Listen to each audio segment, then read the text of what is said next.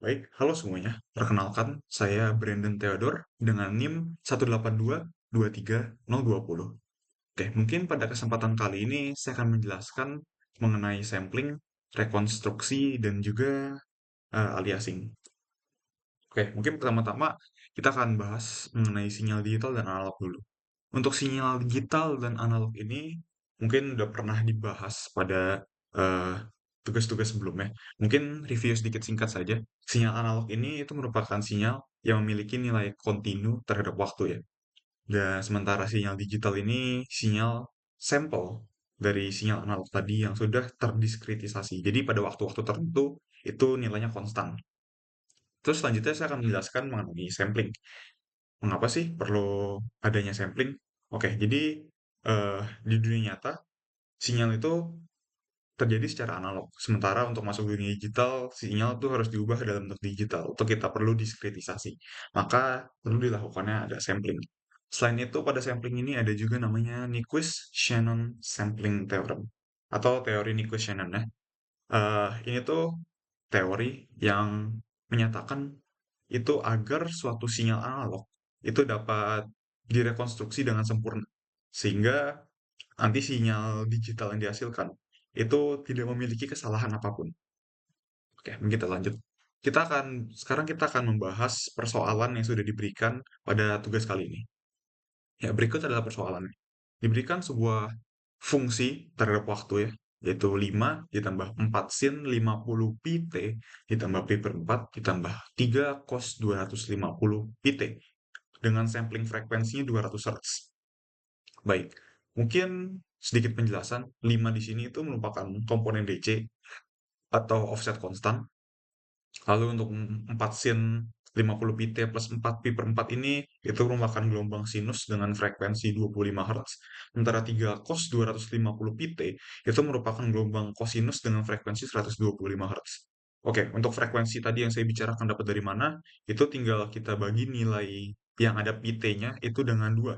50 pi t dibagi 2 jadi 25 Hz dan 250 pi t dibagi 2 menjadi 125 Hz. Dan di sini untuk pertanyaannya kurang lebih ada 5 yang dimana kita harus menentukan xn, plotting plotting dari xa dan xn, lalu kita juga akan melihat DTFT dari persoalan ini. Oke, mungkin untuk pertama-tama kita bisa melihat dulu ya bagian yang ada di atas kiri. Di atas kiri ini merupakan plotting dari eh, fungsi tersebut. Ini adalah plotting dalam bentuk analog. Jadi ini belum didiskritisasi, bentuknya masih dalam bentuk analog pure. Mungkin untuk diskritisasi ini kita akan mulai menggunakan eh, yang tadi ya, ada Nyquist rate. Kita akan menggunakan Nyquist rate untuk merubah ini untuk mendiskritisasi plotting sinyal tersebut agar menjadi plotting yang baik. Mungkin pertama-tama kita harus mencari periodenya terlebih dahulu.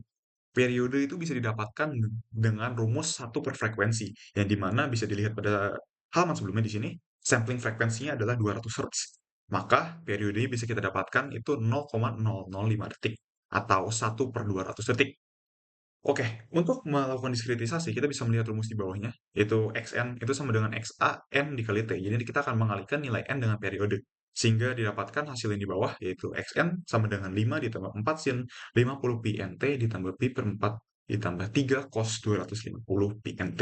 Mungkin di sini T-nya masih belum dimasukkan nilainya.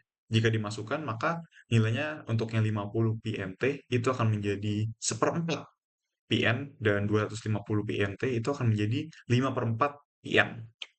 Oke, terus kita melihat bawahnya lagi. Di sini dilihat bahwa syarat dari Nyquist rate itu adalah Fs lebih besar sama dengan 2F max. Dan di mana di sini nilai puncaknya itu merupakan 125. Jika dikalikan 2, itu akan menjadi 250 Hz.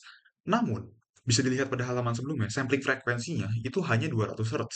Maka, dengan demikian, aliasing pun terjadi. Mana bukti aliasing itu terjadi? Bisa dilihat pada grafik di bawahnya, itu merupakan sebuah grafik yang sudah terdiskritisasi, di mana ada nilai yang negatif. Nilai negatif ini menandakan bahwa memang aliasing itu terjadi dan terbukti adanya. Mungkin sekarang kita akan lanjut ke DTFT. Oke, DTFT itu mempunyai rumus, yaitu bisa lihat di bagian atas, paling atas, itu ada X omega sama dengan sigma N min infinity menuju infinity, Xn P pangkat negatif J omega N. Terus dari situ kita akan mendapatkan puncak sampling. Puncak samplingnya 25 Hz dan juga 75 Hz. Mungkin ada beberapa dari kita yang bingung, kenapa kita bisa mendapatkan 25 Hz dan juga 75 Hz. Mungkin kita akan kembali ke soal ini terlebih dahulu. Di sini kita bisa melihat bahwa puncak pada sinus adalah 25 Hz. Sementara puncak pada kosinus adalah 125 Hz. Untuk 25 Hz-nya memang sudah sesuai. Tapi untuk 125 Hz-nya, mengapa berbeda? Mengapa kita menggunakan 75 Hz di sini? Oke, itu terjadi karena adanya aliasing. Dilihat bahwa memang hasil dari nilai dua kali puncak adalah 250 Hz. Dan itu udah lebih tinggi dari sampling rate yang kita miliki. Sehingga nanti nilainya kita perlu mencari nilai puncak tertingginya tadi yang melewati sampling rate itu dikurang dengan sampling rate. Jadi puncak tertinggi itu akan dikurang dengan sampling rate, lalu nilainya itu akan dimutlakan. Sehingga kita mendapatkan 125 dikurang 200. Itu hasilnya minus 75, lalu kita mutlakan itu menjadi 75 Hz. Mungkin untuk grafik DTFP-nya itu sendiri, plottingannya itu bisa dilihat di bawah. Oke, mungkin kita akan langsung lanjut ke bagian selanjutnya. Oke, eh, kita bisa melihat bahwa aliasing terjadi dalam persoalan ini. Lalu memang kalau misal aliasing terjadi, apa sih dampaknya? Dan apa sih pengaruhnya bagi kita nih yang sekarang ini di era digital begitu? Nah, ini akan berpengaruh kepada distorsi sinyal. Distorsi sinyal ini sebetulnya itu bisa eh, cukup berbahaya karena biasanya sinyal itu kita bisa gunakan untuk berbagai macam hal ya. Nah, jika aliasing ini terjadi, maka nanti nilai sinyal yang diambil yang biasa dalam berbentuk digital itu secara otomatis itu akan berbeda dengan nilai aslinya. Jadi seperti yang kita tahu bahwa sinyal analog dan sinyal digital jika kita ingin mengambil nilai-nilainya itu kurang lebih akan sama. Tapi karena adanya aliasing ini, biasanya nilai yang diambil akan menjadi berbeda karena seperti yang tadi kita lihat itu menjadi ada minus. Itu merupakan bisa dibilang anomali yang perlu kita hilangkan. Lah, kalau misalnya seperti itu, lalu bagaimana cara kita mengatasinya? Cara mengatasi aliasing ini sebetulnya cukup mudah. Itu ada dua hal. Yang pertama, kita harus bisa menggunakan frekuensi sampling yang lebih tinggi. Seperti contoh pada persoalan ini, di sini digunakan bahwa sampling frekuensinya adalah 200 Hz, tapi puncaknya itu pada 250 Hz. Jadi setidaknya sebenarnya pada persoalan ini, seminimal-minimalnya, sampling frekuensinya itu berada pada 250 Hz agar aliasing tidak terjadi. Selanjutnya adalah kita bisa menggunakan low pass filter. Oke, low pass filter ini apa? Low pass filter ini juga biasa disebut sebagai anti-aliasing filter ya. Karena ini akan menghapus frekuensi di atas F2, Fs per 2 sebelum proses sampling nanti akan dilakukan.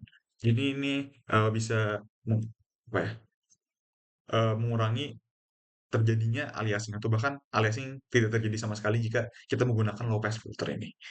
Ya, mungkin segitu saja yang dapat saya sampaikan untuk persoalan kali ini. Terima kasih.